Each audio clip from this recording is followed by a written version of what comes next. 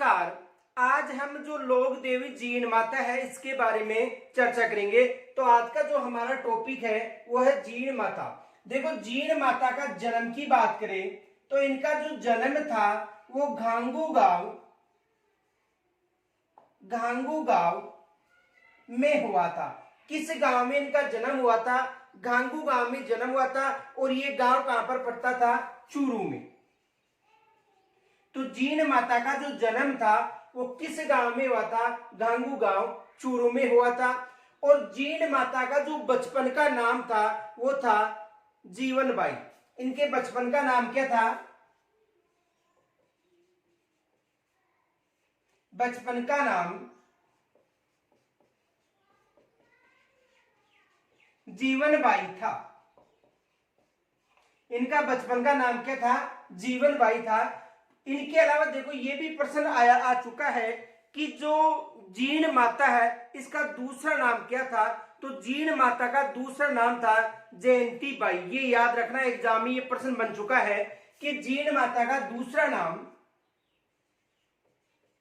इस माता का दूसरा नाम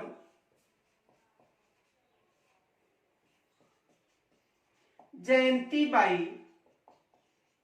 था। इस माता का यानी जीण माता का दूसरा नाम क्या था? जयंती बाई था। बचपन का नाम था इसका जीवन बाई। और इनका जो जन्म कहां पर हुआ था? घांगू गांव, जो कहां पर है? चूरू में। माता का जो मंदिर है वो कहां पर है? रेवासा, सीकर में। इनका मंदिर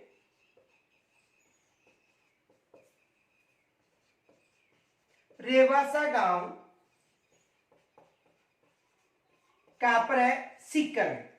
तो जीण माता का जो मंदिर है ये कहां पर है? रेवासा गांव, सीकर में। देखो, ये जो मंदिर है कहां पर है? रेवासा गांव में। और रेवासा गांव में किस पहाड़ी पर है? हर्ष की पहाड़ी पर।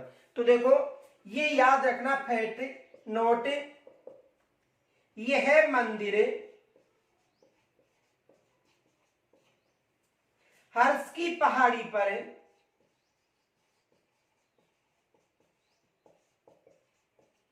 निर्मित है।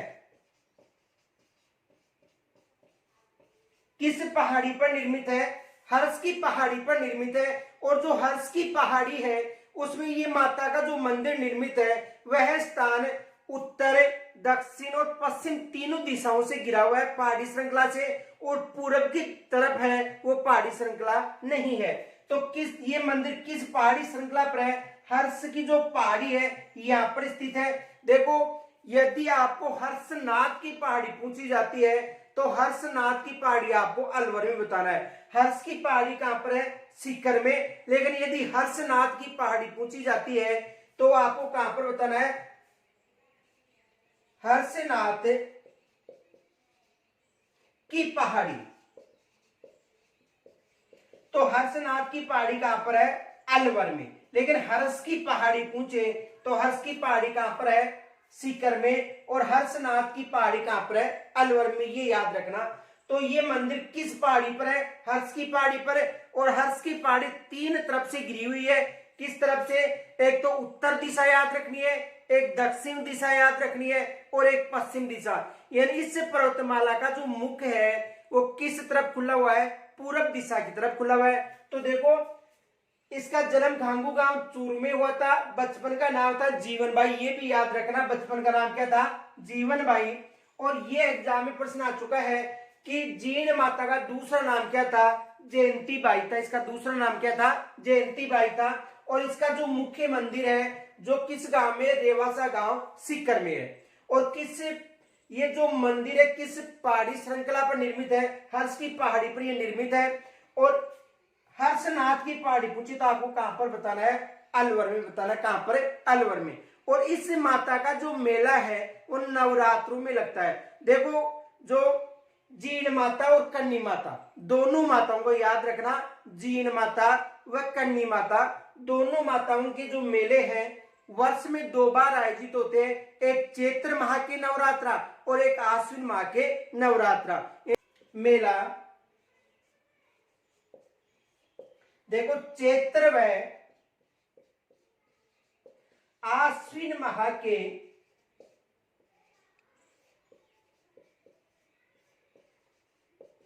नवरात्रों में,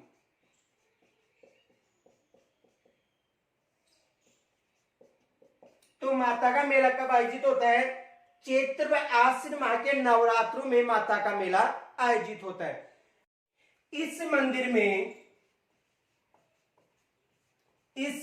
में जीण माता की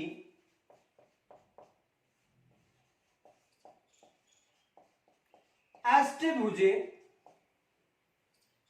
यानी 8 भुजाओं से अष्टभुज युक्त मूर्ति है। यानी जीण माता की जो मूर्ति है अष्टभुज निर्मित मूर्ति है और यहां पर अखंड ज्योति हमेशा प्रज्वलित रहती है। यहां पर अखंड ज्योति प्रज्वलित रहती है।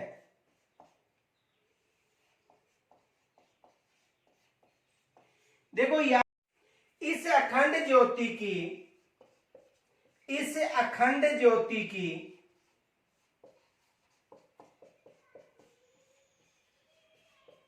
पहले व्यवस्था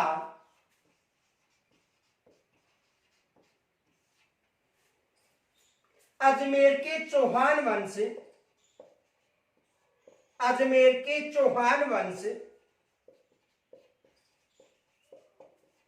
के द्वारा की जाती थी।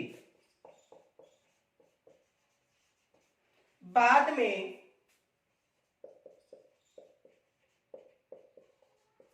जयपुर वंश के द्वारा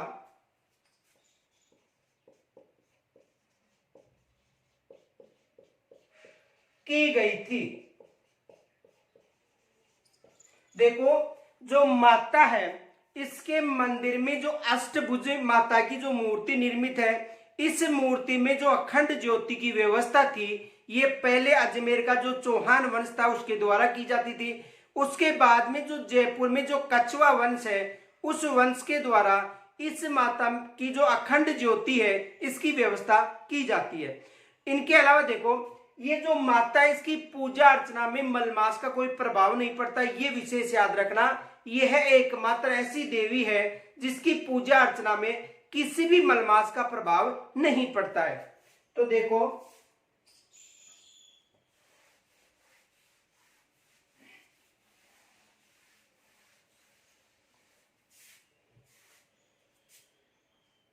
यह एकमात्र ऐसा मंदिर है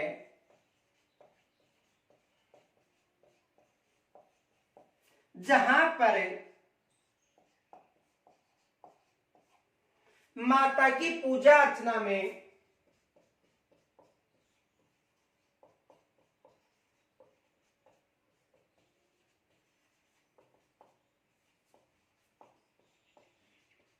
मलमास का प्रभाव नहीं पड़ता है।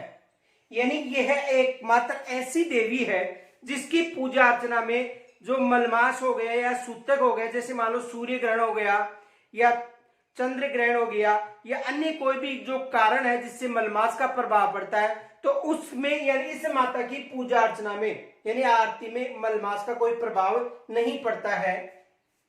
यह है कि ऐसी कौन सी लोक देवी है जिसकी पूजा अर्चना में मलमास का प्रभाव नहीं पड़ता है, तो कौन सी देवी है? जीण माता। अब तो माता के मंदिर में जो भी चढ़ावा आता है इस चढ़ावा का उपयोग जो पुजारी है उनकी बहन बेटियां ही कर सकती हैं, उनकी स्त्रियां नहीं करती, ये कहा जाता है। तो याद रखना माता के मंदिर में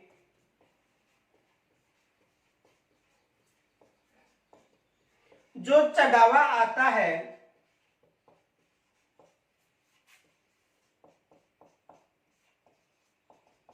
जैसे जेवर या वस्त्र है, आदि। इनका उपयोग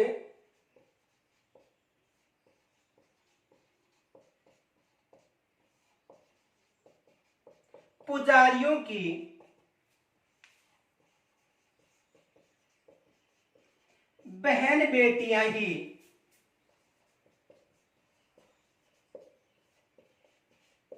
कर सकती है।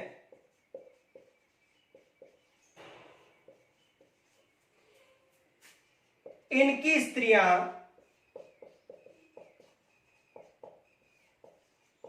इनका उपयोग नहीं करती हैं।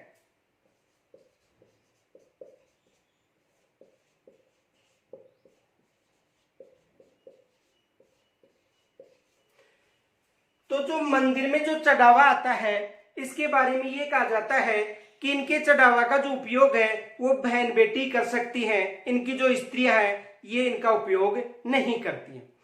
और जो जीण माता है इसे जो चौहान वंश है उसकी कुल देवी कहा जाता है, और जो मीणा जाति है उसकी इष्ट देवी मानी जाती है। किसे? जीण माता को। ये भी याद रखना कि जो जीण माता है ये चौहान वंश की कुल देवी है, और जो मीणा जाति है उसकी इष्ट देवी मानी जाती है।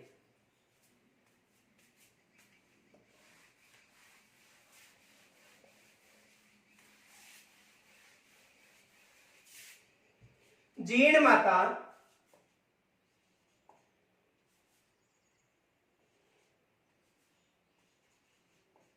कुल देवी। जीण माता किस वंश की कुल देवी है? चौहान वंश की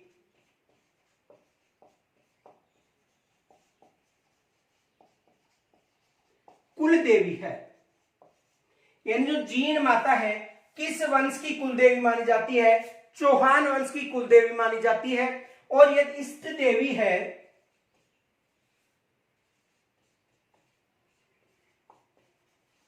जो मीणा जाति है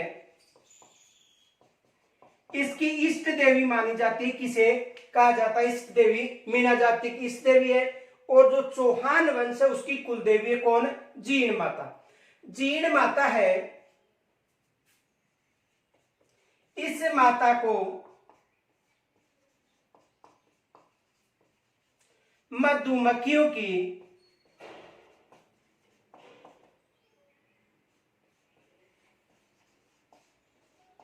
देवी भी कहा जाता है। यानी जो जीण माता है इसे मधुमक्खियों की देवी भी कहा जाता है।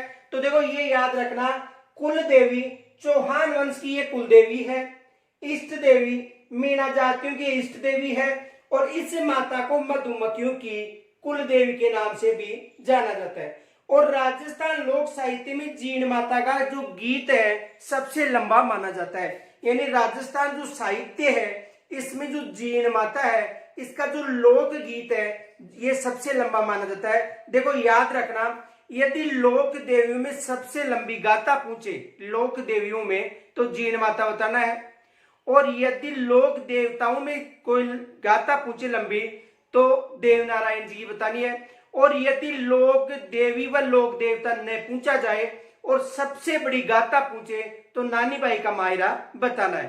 तो देखो राजस्थानी साहित्य में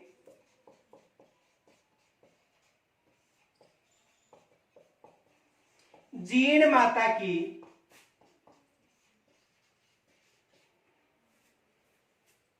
लोक गाथा सबसे बड़ी है।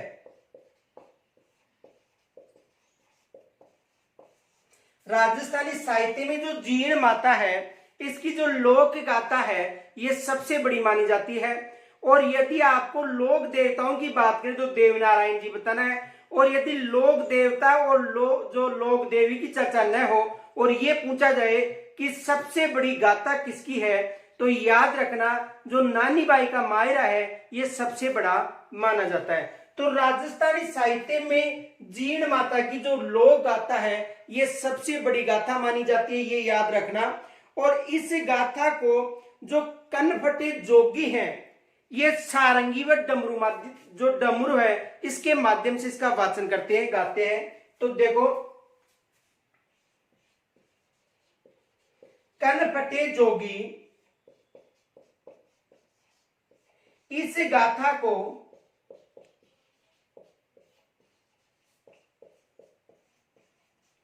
डमरू व सारंगी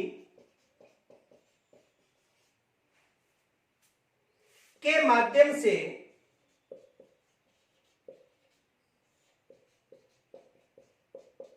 गाती है। किसके माध्यम से? देखो, राजस्थानी साहित्य में सबसे बड़ी गाथा किसकी है? जीण माता की। और इस गाथा को जो कनफटे जोगी हैं ये डमरू व सारंगी के माध्यम से गाते हैं। और यदि सब लोक देवताओं में बात करें, देवनारायण जी और लोक देवता और लोक देवी न हो ऑप्शन में, और ये पूछा जाए कि सबसे बड़ी गाथा किसकी है, तो सबसे बड़ी गाथा नानी बाई का मायरा है, ये याद रखना। आगे देखो,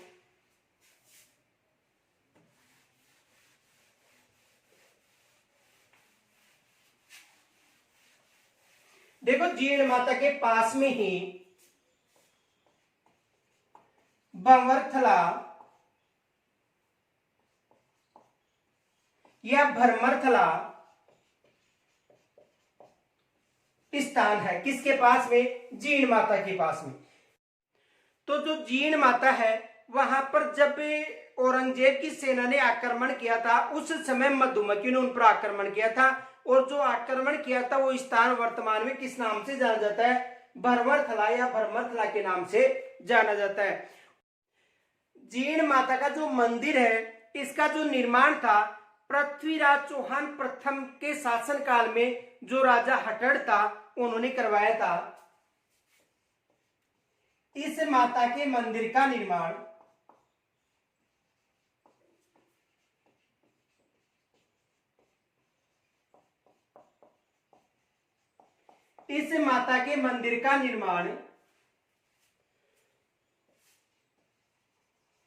पृथ्वीराज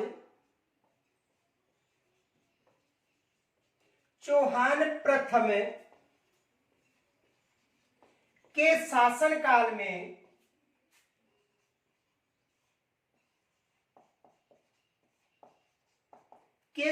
काल में राजा हटड़